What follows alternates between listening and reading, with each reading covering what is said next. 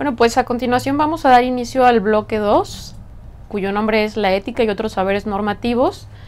Lo que nos va a interesar básicamente en este bloque es distinguir la ética de otros saberes como por ejemplo la moral, el derecho, la religión, las normas sociales y las normas técnicas. Para poder empezar a hablar acerca de estas distinciones me gustaría comenzar con la definición de problema ético. Desde el momento en que ya definamos un problema ético, nos va a servir mucho como parámetro para distinguirlo de los otros saberes que vamos a estar tratando durante este bloque. Todo problema ético va a ser una situación o conjunto de hechos o circunstancias que siempre se van a relacionar con una acción humana libre y que esta acción humana libre va a traer consecuencias, que va a traer repercusiones para la vida de otros, ya sea de otros seres humanos o de otros seres vivos en general. Esa es la definición general de problema ético. También podemos distinguirlo o podemos distinguir un problema ético cuando se atenta o se ponen en tela de juicio cuestiones como la dignidad humana, cuando se atentan o ponen en tela de juicio el respeto a las personas, a los animales o en general a toda forma de vida, incluyendo también el medio ambiente. También podemos considerar un problema ético cuando se atenta o ponen en tela de juicio valores tales como la bondad, la justicia, la felicidad, el bien de la comunidad, la libertad, la igualdad, la solidaridad y en general cualquier otro valor ético. Entonces, después de haber entendido qué es un problema ético o cómo podemos ubicar un problema ético, podemos también ver que a partir de ubicar cuándo hay realmente un problema ético, podemos elaborar juicios de carácter ético.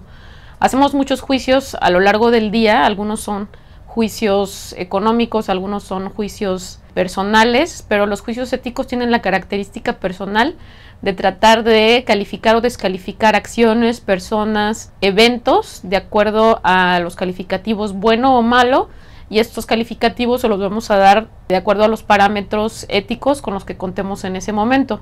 Entonces, el hecho, por ejemplo, de que ya hayamos mencionado en qué consisten los problemas éticos, ya es una manera de establecer un marco teórico o un marco de referencia para justamente hacer estos juicios éticos.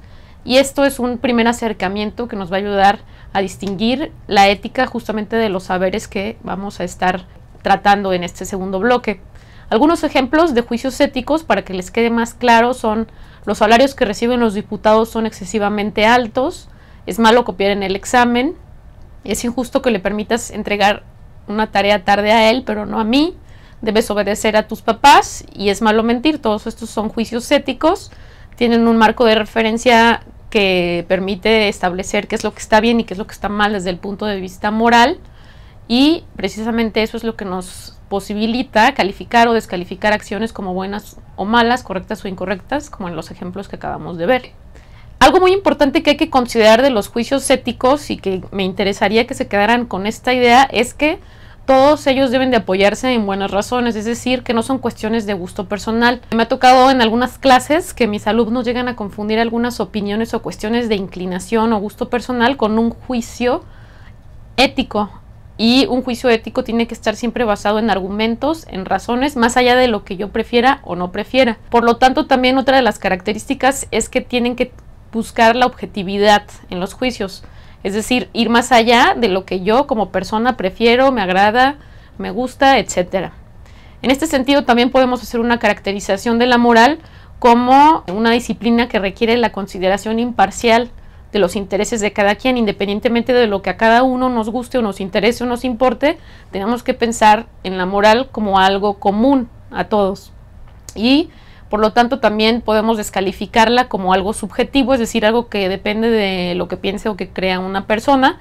Y en este sentido también podemos dar otra caracterización de la ética como que tiende a la universalidad de los actos. Esto es, a calificar actos como buenos o como malos desde el punto de vista moral, estemos en donde estemos, en China, en México, en Japón, etcétera, independientemente de la cultura en donde estemos. Así podremos, por ejemplo, decir que sea cual sea la cultura a la que pertenezcamos, es malo matar, por ejemplo, ¿no? Otro concepto importante para tomar en cuenta como distinción entre estos saberes que vamos a tratar y la ética es considerar a la moral como un mínimo. En este sentido estamos tratando a la moral como sinónimo de ética, no estamos tratando a la moral como un saber normativo como vamos a ver a continuación.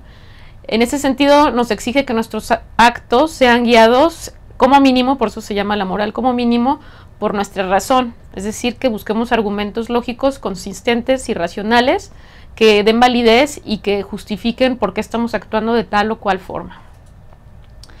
Ahora sí, vamos a hablar entonces de qué es moral.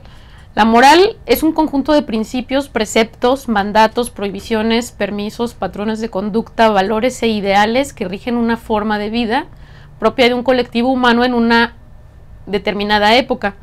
A diferencia de la ética, la moral se va a preguntar qué debo hacer. Y como les acabo de decir, como es un conjunto de principios y cuestiones ya muy bien estipuladas y reguladas, normalmente formuladas en sentencias cortas o mandatos, va a responder de una manera directa a esta pregunta, ¿qué debo hacer? La moral, a diferencia de la ética, no se presta a discusión, digamos, es algo que ya está dicho, deja muy en claro qué es lo que está bien y qué es lo que está mal, y no da lugar a cuestionamientos, a diferencia de la ética, que la ética como disciplina crítica sí va a cuestionar lo que la moral nos dice, ¿no? Normalmente la moral se suele relacionar con cuestiones religiosas y más adelante vamos a ver por qué.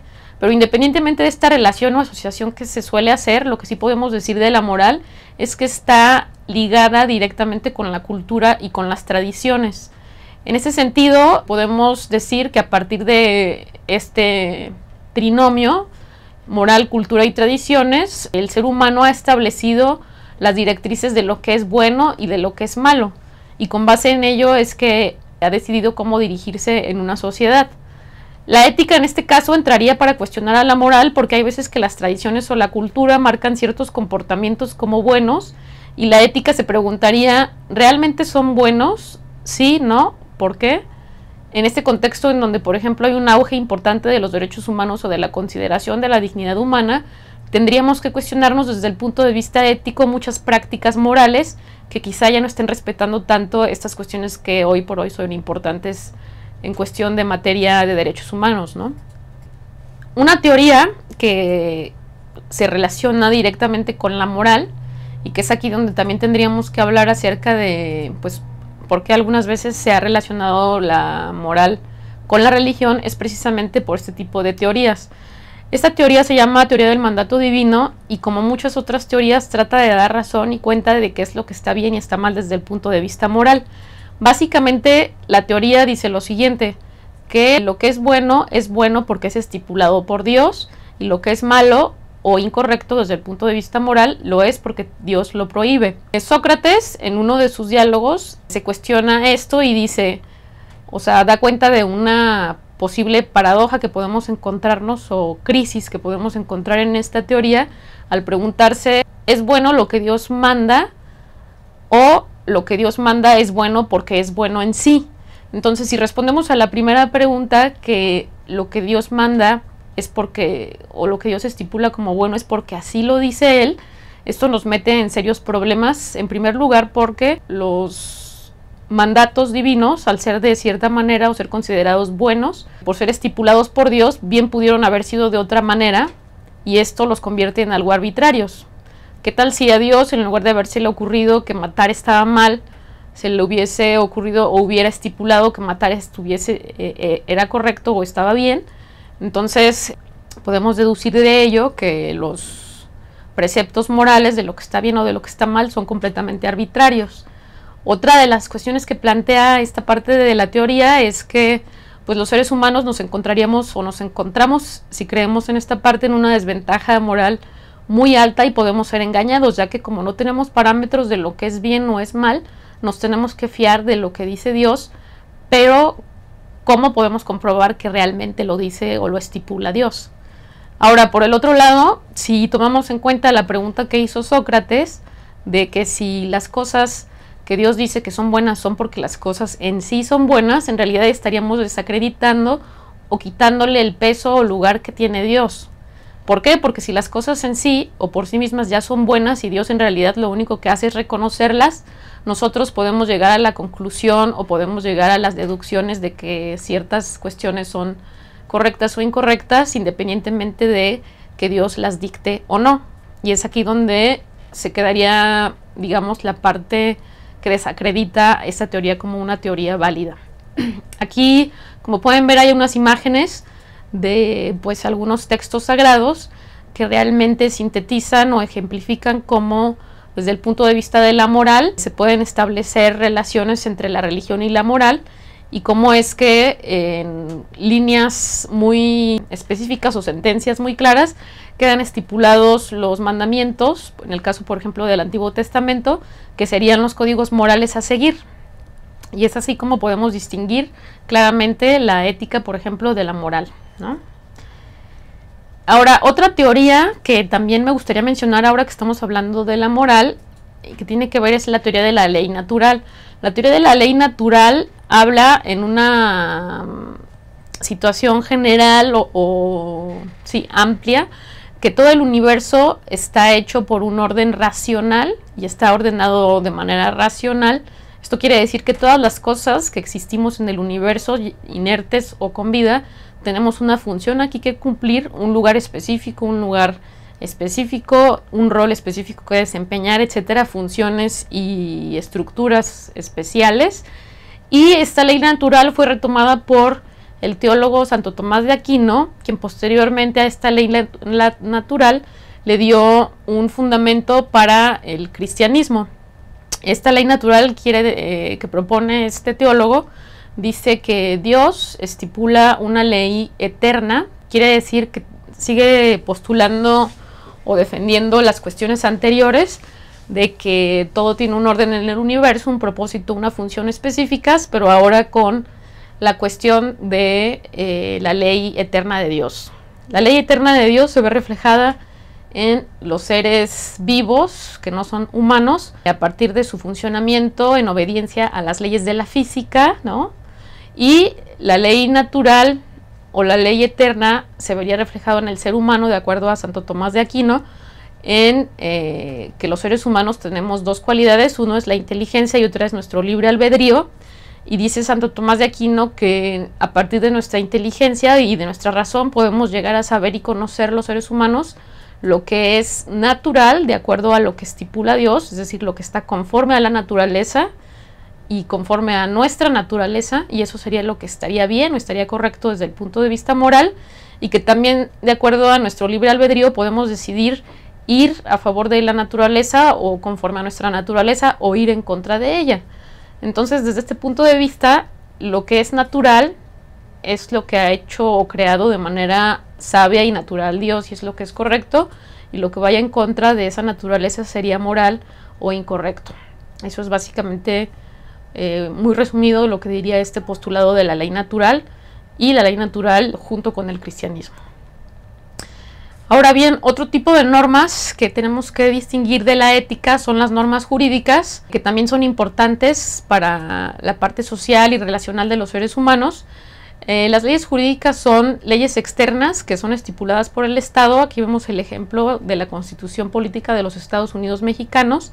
Tenemos muchos más códigos legales que ayudan o que nos dan lineamientos de cómo podemos tener un cierto orden social, cómo debemos comportarnos como ciudadanos en nuestra calidad de ciudadanos, y también estipulan qué castigos debemos de recibir en caso de que violemos dichas reglas, ¿no? Entonces todo esto sirve para conservar un determinado orden social. Las normas sociales responden a la pregunta, o pondría como pregunta base, ¿cómo dirigirme adecuadamente ante cuál situación sociocultural? Me imagino que muchos de ustedes han sido ya estudiantes de intercambio, que han estado en contacto con otras culturas, y esta es una pregunta obligada para todo estudiante que vaya a otro país distinto al suyo y que tenga la necesidad de saber cómo desempeñarse adecuadamente ante las situaciones sociales que se presenten allá. Es lo que se conoce como reglas de cortesía. En nuestro caso, por ejemplo, podríamos poner un ejemplo que a lo mejor suena muy burdo, pero que es muy real y muy cierto. No hables con la boca llena mientras comes. Esa sería una norma social que nos ayuda a desenvolvernos adecuadamente en un contexto donde estamos rodeados de otras personas y necesitamos mostrar nuestra educación.